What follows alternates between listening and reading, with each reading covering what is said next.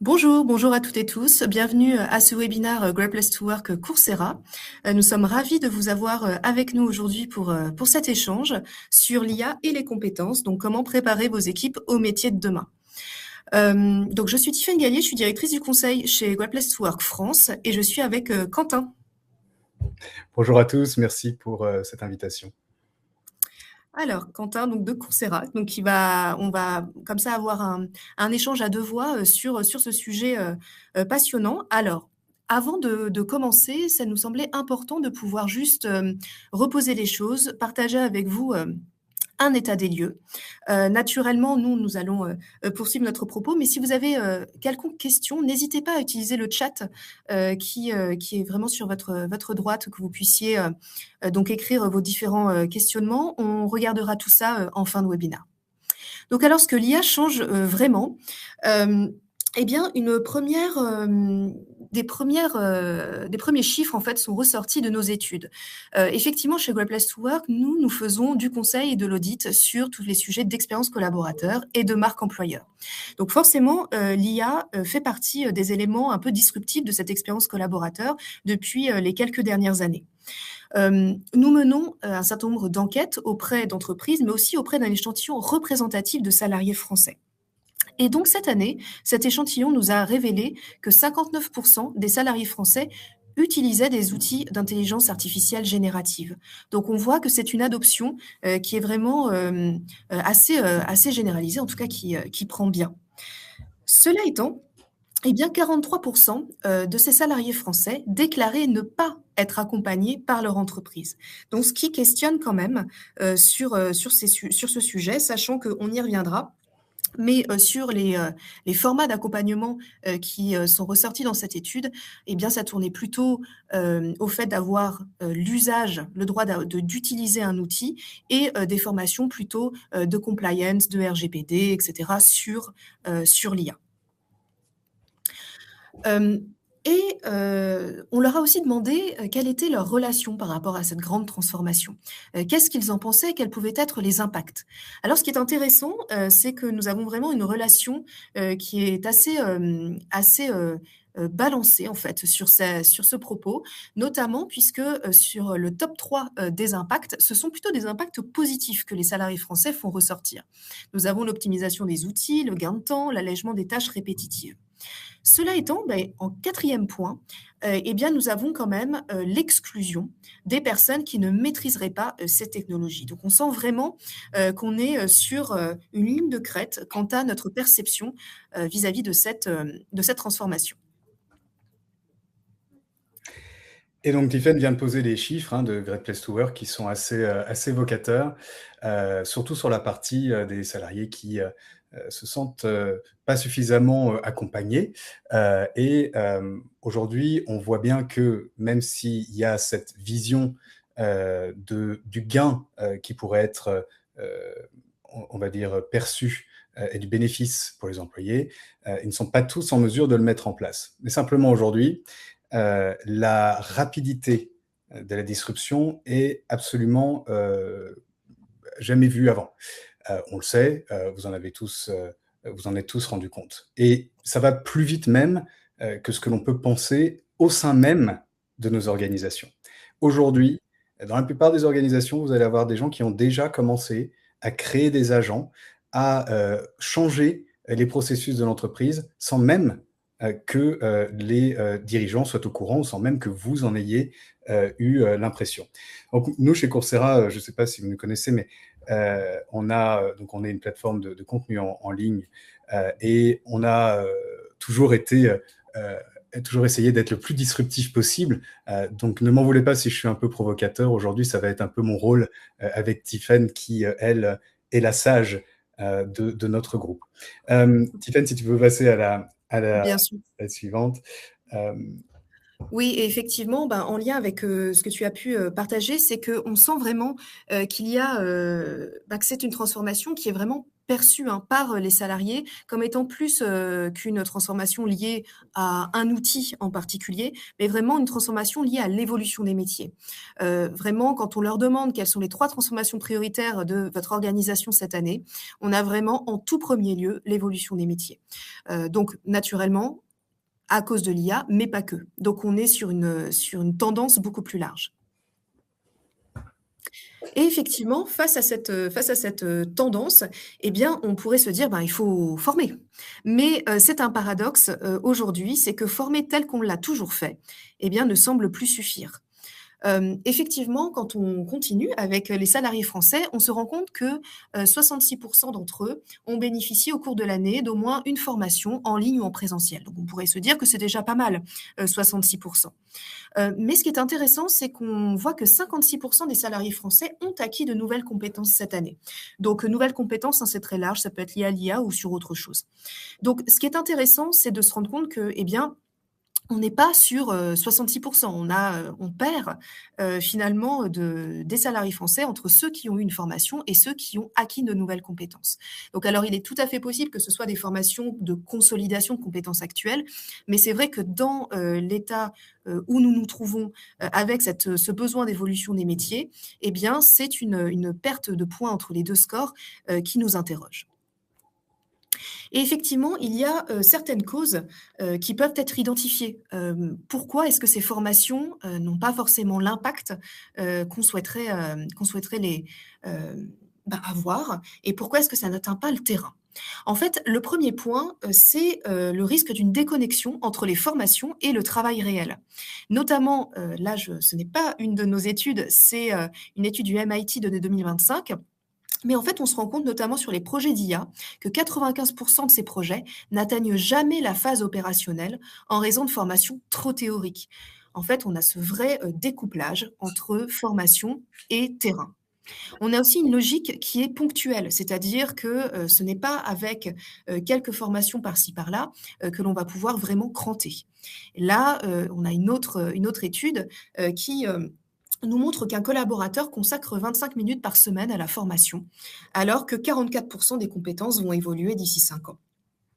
Et enfin, et ça je n'irai pas, très loin parce que je sais que Quentin va nous en parler, mais sur le shadow AI aussi, eh bien, c'est un élément de contexte à prendre en considération qui fait qu'en fait, nous n'arrivons pas à bien mesurer, quel est le niveau de maturité, en fait, des collaborateurs sur le sujet d'IA puisqu'ils font ça de leur côté. Et notamment, eh bien, un quart des salariés utilisaient l'IA en 2023 et la moitié sans l'approbation formelle de leur employeur. Donc en fait, ce qu'on se rend compte, c'est que, c'est pas forcément qu'on manque d'outils, même si ça peut être un problème, mais on manque de vision. C'est-à-dire former sans dire où l'on va, c'est équiper sans avoir de destination précise. On n'est plus du tout dans une trajectoire, dans une employabilité globale, on est vraiment sur, une formation presque à cocher.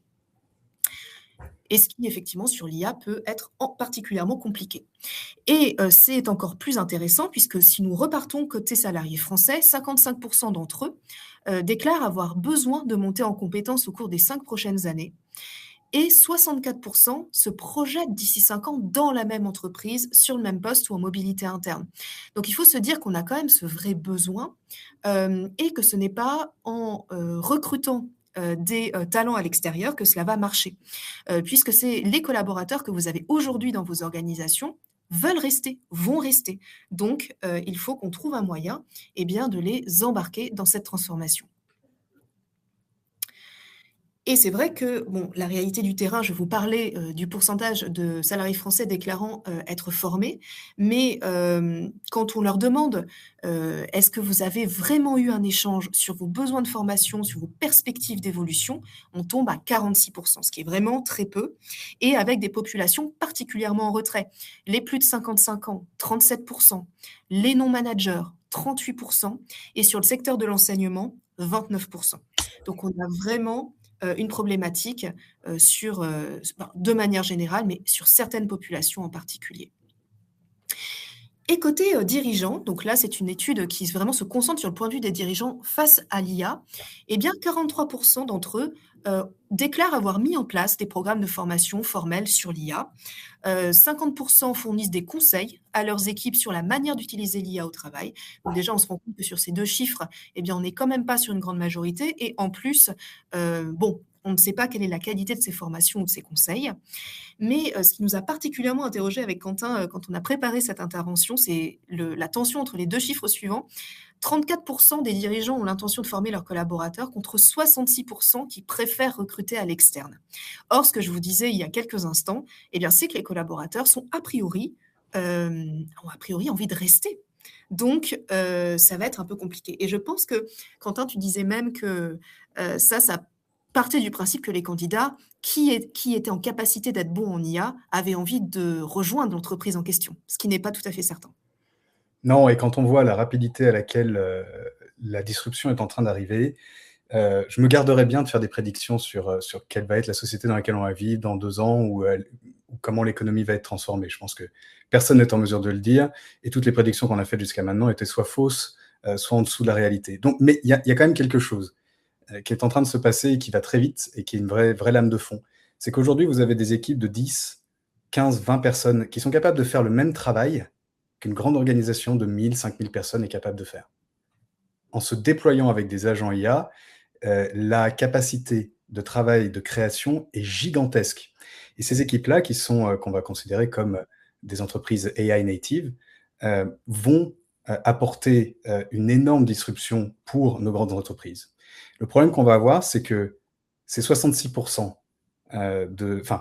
ces 70% qui préfèrent recruter à l'extérieur, quels candidats, effectivement, comme vient de le dire Tiffaine, quels candidats vont-ils recruter? Des candidats qui n'auront pas envie de venir dans une grande entreprise parce qu'ils auront déjà des entreprises AI native ou ils auront un rôle dans leur entreprise qui leur permet de mettre en application ce qu'ils souhaitent faire. Donc on risque d'avoir effectivement un énorme problème par rapport à cela et c'est pour ça que le meilleur pari aujourd'hui est certainement, comme Tiffaine est en train de le suggérer, de former les gens qui sont là. Mmh. Tout à fait. Et autre point, quand on parle de ces enjeux de formation, en lien avec l'IA, forcément, il y a des populations, j'en ai parlé de quelques-uns, les plus de 50 ans, les non-managers et cetera, mais on a aussi les juniors. Avec cette musique que l'on entend de plus en plus sur le fait que l'IA remplace les juniors. Mais effectivement, notre question, c'est sans junior, qui sera senior dans 10 ans? Qui aura envie d'être encore en train de faire les mêmes choses, même si on est senior aujourd'hui, dans 10 ans?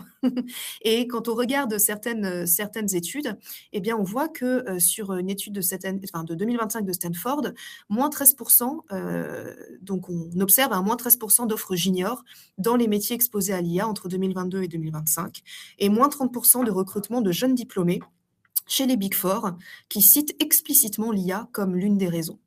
Donc ça, c'est un vrai enjeu, de pouvoir, certes se former à l'IA, former les personnes qui sont présentes, mais aussi avoir voilà, une réflexion sur, encore une fois, la trajectoire, l'employabilité, même des personnes présentes, en encourageant, le recrutement des juniors, puisque ça va avoir un impact sur les juniors, certes, mais aussi sur les seniors, d'aujourd'hui. D'autant plus que, par rapport à ce qu'on vient d'évoquer auparavant, les disrupteurs d'aujourd'hui, que tout le monde veut s'arracher et recruter et qui ne seront pas forcément disponibles pour ces entreprises-là, ils sont chez les jeunes aujourd'hui. C'est eux qui sont recrutables. Et du coup, c'est intéressant de voir qu'effectivement, la notion d'offre junior et de profil junior reste conditionnée à est-ce qu'on en a besoin fonctionnellement, alors qu'on pourrait convertir justement ce recrutement junior sur est-ce qu'on va réussir à trouver nos disrupteurs de demain et les former pour être justement ces 66% de recherche externe. Mmh. Tout à fait. Et au-delà, des plus jeunes, on a aussi, plus généralement dans nos entreprises, un enjeu de transmission, des compétences. Donc on a 44 des salariés français qui ont identifié des collègues dont le départ pourrait entraîner une perte de savoir important et 40 des salariés français qui estiment que leur entreprise a mis en place des dispositifs formels de transmission des compétences. Pourquoi est-ce que l'on vous dit ça? C'est qu'effectivement, on pourrait se dire: «Non mais, la formation sur l'IA, c'est vraiment tout, il faut tout mettre là-dessus, il n'y a que ça qui compte».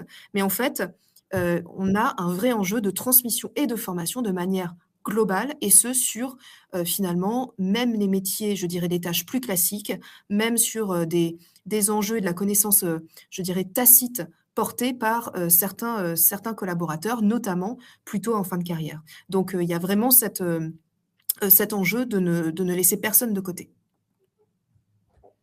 Et donc, bah, par exemple, nous avons, un client, chez nous qui est, sur le secteur de la vente au détail, qui a vraiment, développé du coaching interne, hein, pour diffuser le savoir-faire commercial. Donc là, on s'éloigne un peu de l'IA, mais juste pour, vous donner quelques idées en termes de transmission, hein. Là, pour le coup, il y a des coachs entre salariés avec une approche vraiment horizontale de la transmission. Donc le coaching ne s'adresse pas uniquement au profil junior, un collaborateur peut être accompagné par un pair et le coach interne peut parfois accompagner un salarié plus ancien dès lors qu'un besoin spécifique est identifié.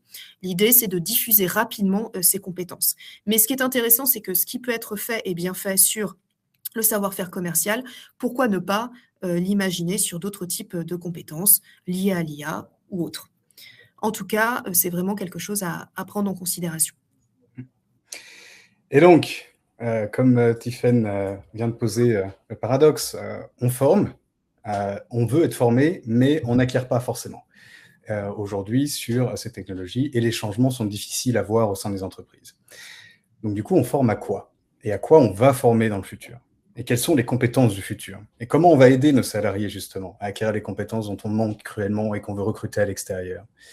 Donc je ne sais pas si vous connaissez le rapport du World Economic Forum Skills of the Future. On participe tous les 3 ans à son édition Coursera en offrant nos données.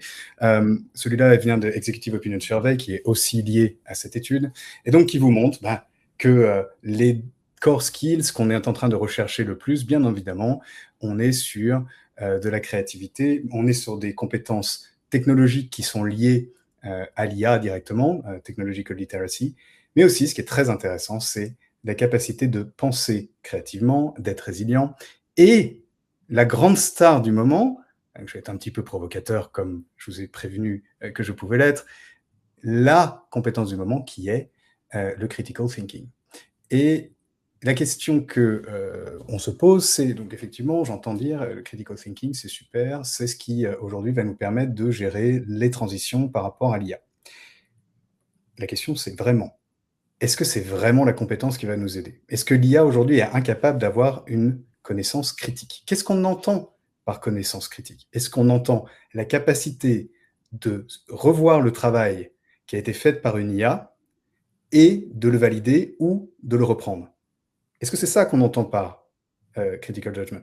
Sûrement. De ce que j'entends, en tout cas, c'est ce que ça a l'air d'être. Pour faire ça, est-ce qu'on a vraiment besoin d'un jugement critique pour savoir si le code qui a été fait par Gemini est approprié pour notre use case? Je suis pas sûr. Par contre, savoir comment on code et être capable de comprendre l'architecture derrière de ce qu'on est en train de faire, d'avoir une idée claire, d'avoir un plan, oui, ça aide. Et donc, du coup, on se retrouve dans une situation où, si on peut passer sur la prochaine slide, s'il te plaît, on se retrouve dans une situation où les carrières ont complètement changé, hein. Moi, depuis que j'ai commencé ma carrière il y a 15 ans, les évolutions ont été énormes. On est passé de carrières très en silo où un employé n'avait quasiment, en grossissant le trait, que l'objectif de devenir senior dans sa fonction de prédilection et de rester toute sa vie dans la même entreprise dans la même fonction. Aujourd'hui, les compétences que l'on a sont beaucoup plus diverses et par exemple, un développeur COBOL il y a 20 ans, aujourd'hui, doit être également en mesure de communiquer avec ses stakeholders, de comprendre quelles sont les implications de son travail dans l'objectif de l'entreprise, d'être capable de faire du project management, de la méthode agile. On est rentré dans ce qu'on appelle les employés multidisciplinaires. Et les carrières, d'ailleurs, sont un peu plus souples qu'auparavant, suivant ce même modèle.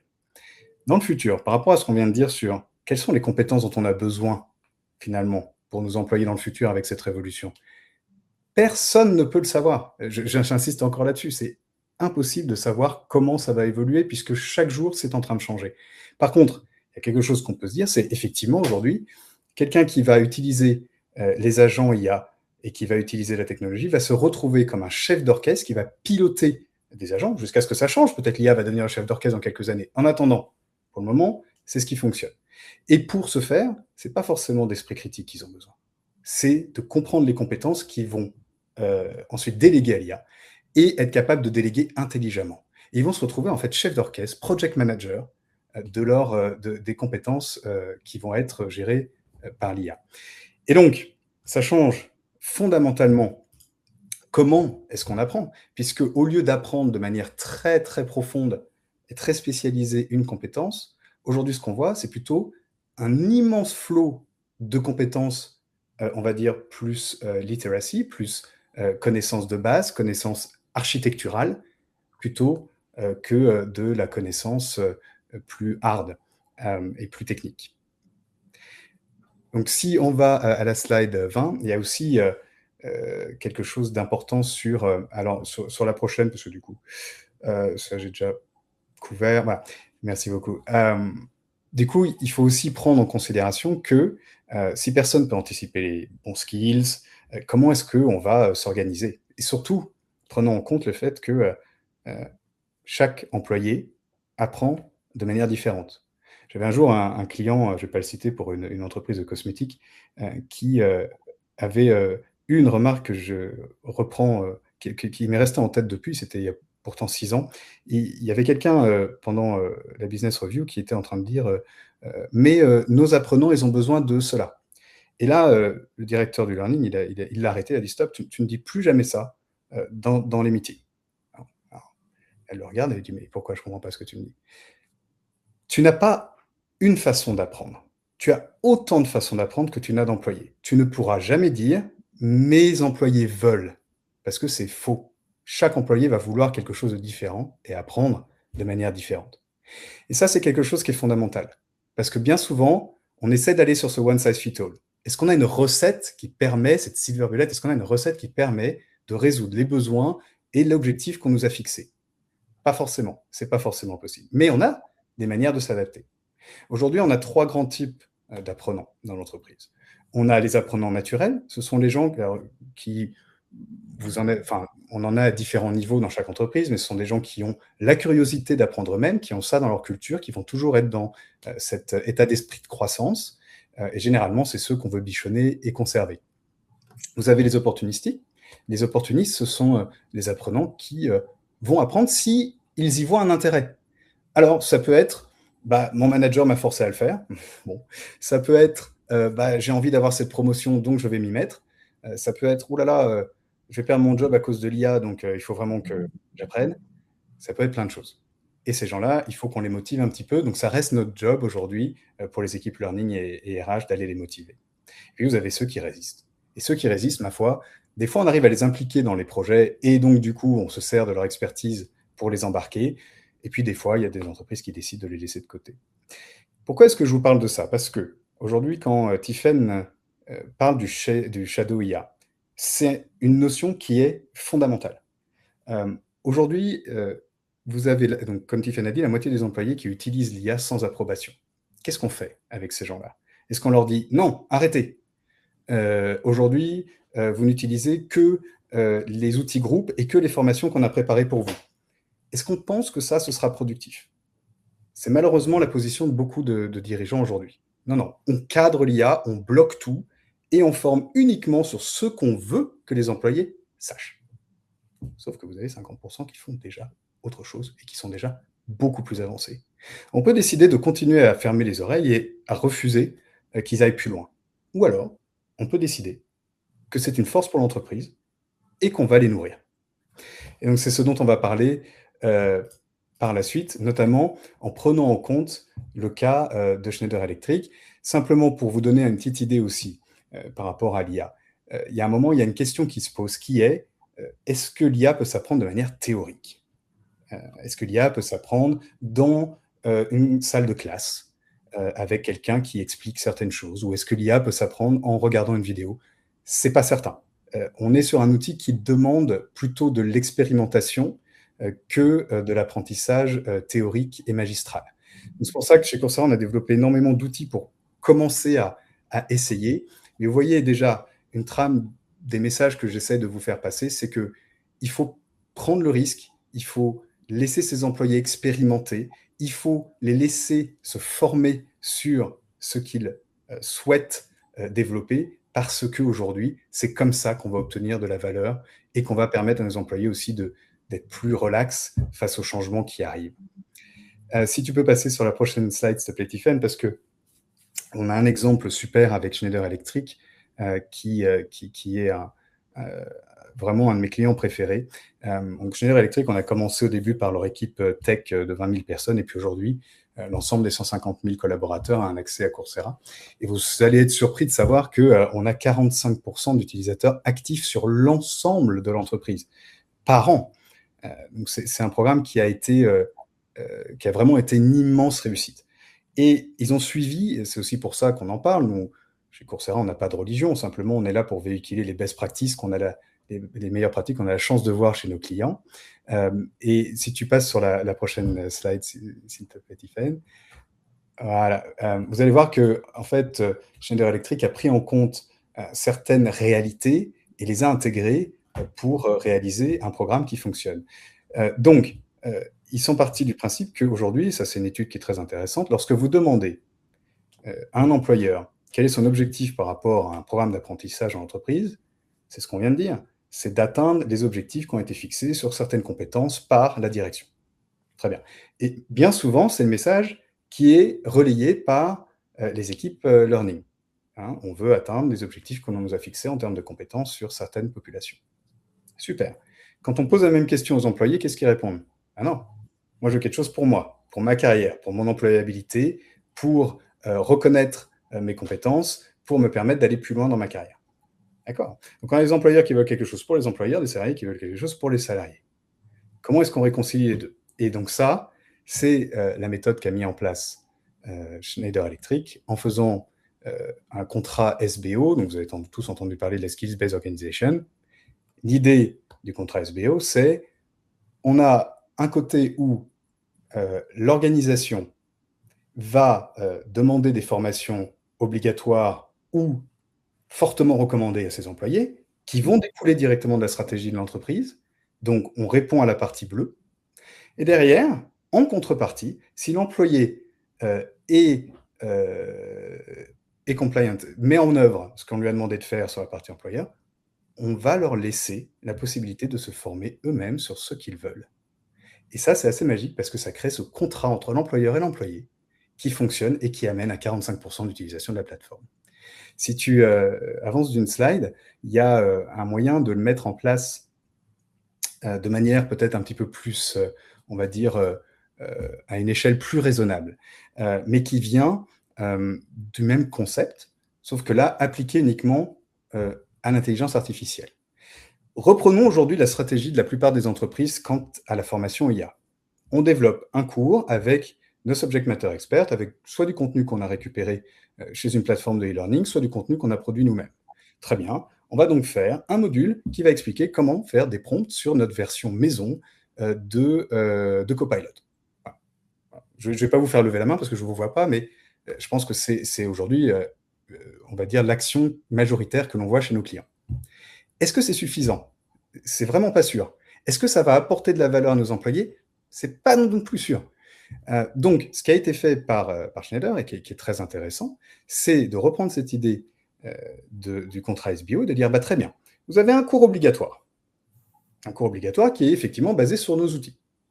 Mais on reconnaît qu'il y a plus d'outils que ce qu'on est capable de vous former, ce sur quoi on est capable de vous former aujourd'hui. Donc, faites ce cours. Une fois que vous avez fait le cours, on va vous faire des recommandations de Learning Path sur différents aspects, sur différentes technologies. Et si vous souhaitez encore aller plus loin, on ne vous empêchera pas de le faire. Vous avez accès à l'intégralité du catalogue de formation IA. Et ça permet d'avoir des résultats qui sont assez intéressants aujourd'hui. On a également, si tu passes à la slide suivante, et puis je vais m'arrêter là, beaucoup réfléchi sur est-ce que finalement l'IA ne va pas remplacer les plateformes de learning, ne va pas remplacer les universités? C'est un débat qu'on n'aura pas aujourd'hui. Il est passionnant, mais il faudrait 45 minutes. On a pas mal de données aussi sur ça, même si c'est encore un peu tôt pour en parler vraiment avec du recul. Simplement, il y a un truc qu'il faut accepter, c'est qu'on ne peut pas se battre contre la marée. Et donc, à partir du moment où les gens apprennent sur nos outils de LLM, eh ben, il faut les rencontrer où ils sont. Et donc, on a mis en place avec un certain nombre de clients une nouvelle façon de trouver le contenu qui est, lorsqu'un employé tape une requête sur son LLM, quelle qu'elle soit, si c'est lié à une compétence, par exemple, je ne sais pas, développe le code en Python pour me permettre de faire des dashboards sur Excel. L'outil va recommander d'abord un cours pour pouvoir apprendre cette compétence, ce qui permet de résoudre, vous savez, vous vous rappelez, l'employé en tant que chef d'orchestre, d'avoir l'architecture et la compréhension de la compétence qu'il va déléguer à l'IA. Et ensuite, si l'employé ne souhaite pas, il peut décliner, continuer sa requête et avoir la réponse directement à partir du LLM. Et on pense que c'est important de proposer dans un premier temps d'apprendre la chose parce qu'on sait que le résultat sera meilleur. Et ensuite, on laisse évidemment la liberté à l'employé d'utiliser ou de ne pas utiliser cette suggestion. Ça, aujourd'hui, c'est natif sur Copilot. Et on est en train, évidemment, avec ChatGPT, OpenAI, qui est notre partenaire, de la développer également. Et peut-être sur les autres plateformes très rapidement. Ben, très bien, merci beaucoup Quentin pour toutes ces solutions et cette étude de cas de Schneider. Nous, de notre côté, alors, encore une fois, sur des sujets de learning, de trajectoire, d'employabilité, même si ça va au-delà d'uniquement l'IA, nous avons aussi un autre de nos clients qui est plutôt en technologie de l'information, celui-là, qui a développé en fait ce qu'il a appelé l'univers des métiers. C'est vraiment une cartographie qui est accessible et visuelle de tous les métiers de l'entreprise, permettant donc à chacun et à chacune de se situer, de se projeter. Et on peut identifier donc le poste qu'on occupe aujourd'hui, les métiers et les fonctions vers lesquels on peut évoluer, et donc le gap, c'est-à-dire les compétences, les savoir-faire, les niveaux attendus pour franchir les différents paliers. Et donc, c'est très intéressant pour vraiment rendre le collaborateur et la collaboratrice vraiment qu'il ait ou qu'elle ait sa trajectoire vraiment en main, avec toutes les informations qu'il lui faut. Et donc, c'est vraiment un repère commun pour les collaborateurs, mais aussi les managers, les équipes RH, et ça facilite les échanges autour des perspectives d'évolution et du développement des compétences. Donc, à méditer, même au-delà de l'IA. Et effectivement, le dernier point qu'on voulait souligner, c'était l'importance du manager. Parce qu'effectivement, Quentin parlait aussi de l'état d'esprit, par rapport à la formation, qu'il fallait oser, qu'il fallait prendre des risques, etc. Mais tout ça, ça ne fonctionne que si on est vraiment dans un environnement de confiance au sein de l'organisation, qu'on ait vraiment ce droit à l'erreur, qu'on ait la possibilité de tester, de se rendre compte que ça fonctionne peut-être pas, d'aller en arrière, de pivoter, etc. Et un des acteurs, sinon, enfin le plus grand acteur, celui qui va vraiment avoir un impact sur notre capacité en tant que collaborateur et collaboratrice à se sentir en confiance, eh bien ça va être le ou la manager. Effectivement, ce rôle managérial est intéressant aussi pour créer cette confiance, mais aussi pour identifier, accompagner au mieux chacun, chacune sur sa trajectoire professionnelle. Donc si je repars sur mes salariés français, eh bien on a 65% d'entre eux qui ont déclaré avoir eu un retour de leur hiérarchie pour les aider à progresser ou pour valoriser le travail accompli. Et on a 69% d'entre eux qui ont eu un entretien individuel avec leur manager pour évaluer la performance, identifier les besoins de formation et les besoins d'évolution. Donc, on a vraiment ce score, alors qui pourrait être un score suffisant, mais bon, on a quand même un vrai travail de régularité, en fait, de ces différents rituels managériaux. Sachant qu'en plus, on sait que, donc là, c'est une source Gallup, mais on sait que recevoir du feedback, c'est une manière d'être engagé, de continuer à apprendre, hein. On n'est pas obligé d'avoir une formation en tant que telle, même ne serait-ce que d'avoir du feedback régulièrement, eh bien, ça nous fait évoluer. Et là, effectivement, cette source Gallup montre ce chiffre, hein. Les collaborateurs qui reçoivent un feedback utile chaque semaine sont 5 fois plus engagés que ceux qui n'en reçoivent pas. À méditer. En tout cas, le rôle du manager est vraiment important pour créer ces conditions, hein, les conditions d'apprentissage dans la durée. Le premier levier concret, c'est le fait que ce manager va sécuriser le droit d'apprendre, hein, autoriser le temps d'expérimentation. Le temps, c'est important, hein, on est tous contraints dans nos agendas, mais voilà, d'avoir cette possibilité de pouvoir avoir un temps sur son temps de travail suffisamment suffisamment important pour pouvoir se déconnecter, se mettre dans un sujet, y réfléchir profondément. Légitimer l'erreur, hein, ça j'en ai parlé, donner la permission d'essayer avant de maîtriser. Par exemple, bon là c'était sur le sujet d'IA, mais un vendredi IA mensuel, un espace de test sans enjeu de performance, où on teste des choses, on teste des outils et une charte d'usage interne co-construite avec les équipes pour poser les différents points. Un manager, ça va aussi relier les formations au terrain. Ça, on en a parlé un certain nombre de fois lors de notre prise de parole aujourd'hui. Mais l'important, c'est de bien faire le lien entre ce qui est vu en formation et les situations réelles de l'équipe. Donc, faire expérimenter les nouveaux acquis sur des cas d'usage tirés des métiers de l'entreprise, ça peut être effectivement un exemple pour être sûr que cela puisse cranter. Et c'est le manager qui va réussir à faire ça. Enfin, dernière chose, le manager fait apprendre autrement. Comme je le disais, par le feedback régulier, par l'apprentissage par l'expérience, par aussi l'ajustement collectif, les retours d'expérience entre collègues, etc. Par exemple, un rituel hebdomadaire de partage pour échanger sur les bonnes pratiques. Enfin, vraiment, c'est toutes ces choses-là qui font qu'en fait, quand on parle de learning, ce n'est pas qu'un sujet RH, c'est un sujet managérial. Et aussi, ce qui est intéressant, c'est quand on a demandé aux salariés français quel était, selon eux, le principal avantage du rôle de manager, c'était vraiment un des premiers, c'était ça permet d'accompagner et de faire progresser son équipe. Donc on sent qu'il y a cette envie côté salarié, côté manager, d'y aller, d'être vraiment dans ce rôle. Bon, par contre, ça ne va pas vous étonner, hein, la principale frustration identifiée par les managers français à l'heure actuelle, c'est le manque de temps. Bon, le manque de temps pour tout, mais notamment pour accompagner et faire progresser son équipe. Donc là aussi, on a une vraie responsabilité à permettre aux managers de prendre bien leur rôle, alors en espérant peut-être que l'IA puisse les aider à les dégager de certaines tâches pour qu'ils puissent se concentrer plutôt sur l'accompagnement de leurs équipes. Mais en tout cas, c'est sûr qu'on a quand même ce constat partagé. Quelques exemples de bonnes pratiques, notamment un de nos clients qui est un service de paiement qui a constitué un guide manager dédié à l'accompagnement des parcours professionnels. Donc c'est vraiment un outil de référence pour les managers de l'entreprise qui va regrouper 11 fiches thématiques qui couvrent les principaux leviers du développement des talents. Donc dedans, on y retrouve des sujets de performance, l'entretien de parcours professionnel, la formation, la mobilité, la gestion des compétences, les évolutions de carrière, etc. Et en fait, sur chaque fiche, on va retrouver des repères clairs, des bonnes pratiques, des points de vigilance, etc. Mais en tout cas, voilà, ça permet d'avoir une posture homogène, d'outiller les managers jusqu'au bout. Donc voilà, et on avait une petite question pour vous, mais on vous laissera répondre dans le chat. Mais si vos managers à vous, est-ce qu'ils sont bien équipés pour accompagner les métiers qui n'existaient pas il y a 2 ans et qui vont continuer à évoluer? Parce que ce sont souvent, malheureusement, une partie prenante un petit peu mise de côté. Donc, s'il fallait retenir, c'est que les salariés attendent, ce que les salariés attendent vraiment de l'IA, c'est pas forcément juste un outil, c'est vraiment comprendre comment leur métier va évoluer. Ensuite, le manager, vous l'avez compris, c'est vraiment un des premiers leviers de transformation. C'est la variable clé pour accompagner les salariés. Et enfin, la formation doit suivre le rythme du terrain. Donc, comme Quentin l'a bien expliqué sur Schneider, mais former, ça ne suffit pas. Si l'apprentissage reste déconnecté au travail réel, sans continuité dans le temps, voilà, on a vraiment cette exigence à atteindre pour être sûr d'avoir de l'impact. En tout cas, merci à vous. On va regarder si vous avez des questions. En tout cas, merci Quentin.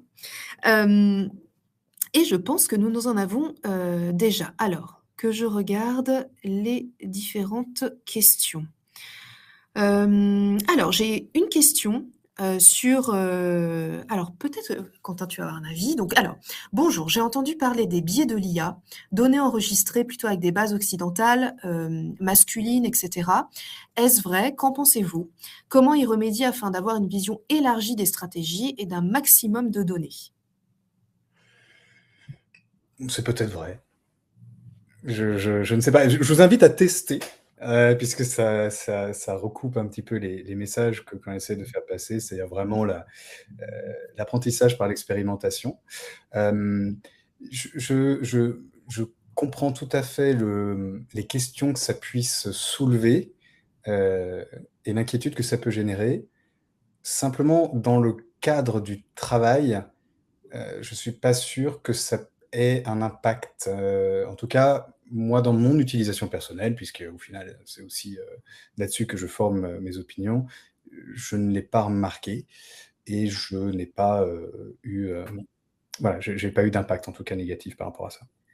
Hem, En tout cas, nous, de notre côté Great Place to Work, c'est sûr qu'on en a aussi entendu parler, hein, c'est quelque chose qui ressort assez régulièrement et puis cela reste des outils effectivement et du code hem, qui est proposé, développé par des humains qui sont eux-mêmes biaisés. Donc forcément, il se peut, sachant qu'on a quand même, beaucoup effectivement, d'hommes sans doute dans ce secteur et cetera, bah, que ça puisse effectivement avoir un impact. Je dirais que, une fois qu'on s'est dit ça, on se rend compte aussi que tout à chacun, nous avons des biais. Enfin, c'est vraiment j'ai envie de dire que, si on développe, des bonnes pratiques, je dirais pour relire, ce que peut nous produire l'IA, pour avoir un esprit, critique par rapport à ce qu'il nous dit, je dirais en termes de connaissance, du métier, mais aussi sa manière de s'exprimer et cetera, et bien, c'est quelque chose qu'il faudrait faire aussi quand on prend des décisions sans IA. J'ai notamment un exemple qui me vient, d'un cas, qu'un chercheur m'avait expliqué il y a 1 ou 2 années, où il y avait eu un travail qui avait été mené auprès, des équipes RH sur les sujets de recrutement, donc équipe RH d'une entreprise internationale. Les mêmes, consignes avaient été données, pour, bah, voilà, pour trier des CV, trouver des candidats. Sur l'ensemble des pays, ils ont eu une réponse différente pour chaque pays, alors qu'il y avait le même batch de CV qui leur était proposé. Pourquoi? Parce qu'en fait, chaque, pays, alors avec bon, ça peut être culturel, mais aussi avec, ben, les personnes, qui constituaient les équipes RH de chaque pays, en fait, avaient compris les choses différemment et donc avaient, pour certains, avaient, des classements de CV complètement aux antipodes les uns des autres.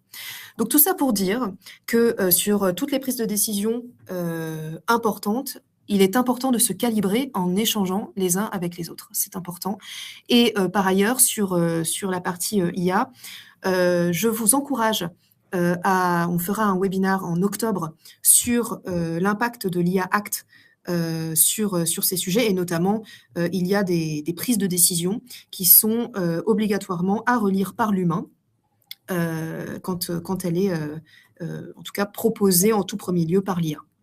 Mais ne croyons pas que l'humain sans IA n'est pas biaisé. Non, voilà, et c'est une grosse différence en fait dans l'informatique qu'on a l'habitude d'avoir. Les outils étaient basés sur l'informatique, sur des mathématiques, hein, c'était un outil mathématique.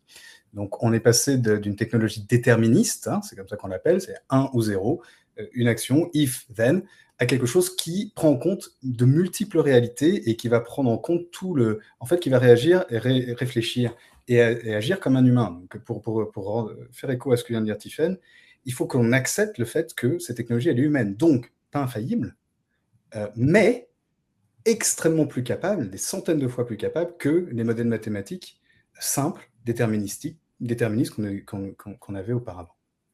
Mmh. Alors, autre question, si le fait de cadrer à 100 les usages IA, entre guillemets, «admis» n'est pas le plus efficace, comment prioriser la roadmap, développement des compétences IA au sein de mon entreprise? Euh, tu veux répondre? Ah, bah, je t'en prie, Quentin. Non, parce que je vois la question juste derrière, elle est pas Oui. mal liée aussi, c'est comment laisser les collaborateurs tester par eux-mêmes, de Cécile, tout en garantissant la sécurité des données. Les deux Mmh. sont liés complètement. En fait, j'ai pas de réponse, encore une fois, biblique à apporter ici. Simplement, développer les compétences IA, ce qu'on voit aujourd'hui, la principale, c'est être capable d'être manager de projet quand on utilise déjà des agents IA.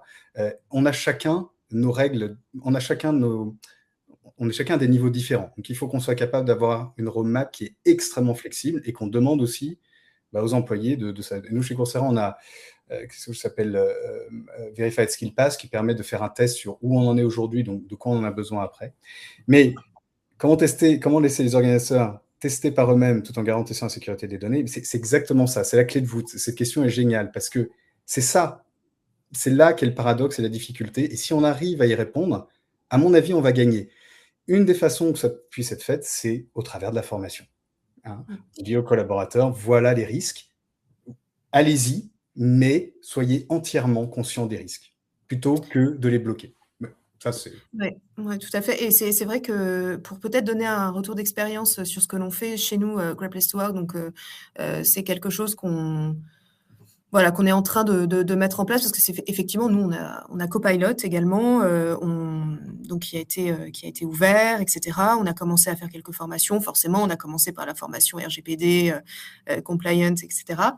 Et là, en fait, ce qu'on est en train de mettre en place, c'est une squad IA avec vraiment, une personne qui, est en lead sur cette squad, qui n'est pas membre du comité de direction, mais naturellement qui nous reporte et des collaborateurs de chaque équipe.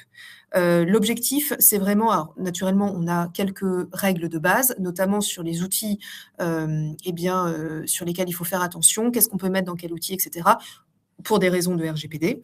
Et une fois qu'on s'est dit ça, eh bien, à eux de tester et d'aller jusqu'où ils ont envie d'aller et de nous partager, leur case, régulièrement pour qu'on puisse déterminer si, ça peut être intéressant d'en faire une bonne pratique développée à l'échelle de l'entreprise. Est-ce que c'est quelque chose, ça peut être une bonne idée, mais on va pas, encourager particulièrement les gens à le faire, mais voilà, c'est sur étagère et en fait, on se donne aussi l'autorisation de re-questionner nos process. C'est-à-dire, au-delà de les optimiser avec l'IA, de se dire: «Mais en fait, est-ce qu'on a vraiment besoin de savoir ça? Est-ce qu'on a vraiment besoin de faire ça?» Donc ça va être super intéressant et en fait, l'IA est presque une bonne excuse pour remettre un petit coup, sur nos manières de faire. Mais en tout cas, voilà, nous, on a vraiment, opté pour une squad, sans qu'il y ait justement sans membre de comité de direction à l'intérieur. Qu'est-ce que je vois d'autre? Donc nous sommes dans un environnement Copilot, nous avons des enjeux de bonne utilisation des outils actifs et sécurisés, de répondre aux besoins pluriels des collaborateurs, de favoriser l'engagement. Par où commencer? Alors, je dirais, si je reprends, ce que nous, comment nous ça a commencé, Copilot donc, a été mis en place et en fait, on sentait que ça prenait pas nécessairement et donc, lors d'un séminaire, comité de direction, c'était très drôle. On a été tous, assis autour d'une table, on a ouvert notre ordi, on avait un formateur qui, en fait, a passé l'après-midi à nous expliquer ce que c'était l'IA et surtout à nous faire travailler sur Copilot. Résultat des courses, en sortant de ce temps, de formation, on s'est tous mis à Copilot. Enfin, en tout cas, tous les membres du comité de direction étaient convaincus et voire même avaient testé d'autres outils, étaient à fond. Et donc, ce qui fait que forcément, les équipes ont vu aucune résistance au changement de la part de leur manager. Donc, ils se sont dit, OK, on y va. Et en fait, ça s'est assez vite développé parce que, avec quelques cas d'usage, eh bien, tout le monde a envie de gagner du temps en fait, sur certaines tâches. Donc ça a été assez simple mais il a fallu quand même avoir, tous les membres du comité de direction bien embarqués. Et après, eh bien, comment ça se développe? Nous, on a cette squad. Au-delà de ça, on encourage très vivement, les formations, mais aussi, toutes les conférences sur le sujet. On échange aussi avec nos bureaux Great Place to Work à l'international pour savoir comment ils font. On a des comptes rendus de bonnes pratiques. Dès qu'il y a on a une banque de prompts, enfin voilà. On essaye au maximum de tester et de capitaliser. Voilà. Je ne sais pas si de ton côté, Quentin, Si, et je prends aussi la question d'Emeline en dessous qui est très liée. Mmh. Est-ce que vous avez des exemples de retour sur expérience d'entreprise sur les parcours de formation avec différents niveaux de seniorité? C'est super, ça recoupe pas mal ce qu'on a dit et ce que tu viens d'expliquer également. Il y a un moment où l'IA, c'est un outil qu'il faut expérimenter pour pouvoir apprendre dessus. Et donc, par où commencer et comment gérer les différents niveaux de seniorité? Aujourd'hui, il faut donner la possibilité d'expérimenter, c'est ce qu'on vient de voir aussi, de donner la possibilité de se former sur les choses qu'on ne connaît pas. Et donc, je vais prêcher un petit peu pour ma paroisse, vous m'en excuserez, mais ouvrir un accès comme Coursera qui va permettre justement de se former sur différentes technologies, avec différents niveaux de seniorité, de pouvoir les guider sur cette seniorité-là. Ça peut beaucoup aider et c'est ce qu'on fait aujourd'hui avec GenAI Academy qui va avoir un programme AI pour leadership, qui va avoir un programme AI pour des développeurs ou AI généralistes. Et en fait, on va guider nos employés pour les aider à trouver leur niveau de seniorité actuel, savoir qu'est-ce qui peut leur apporter aujourd'hui à l'instant T.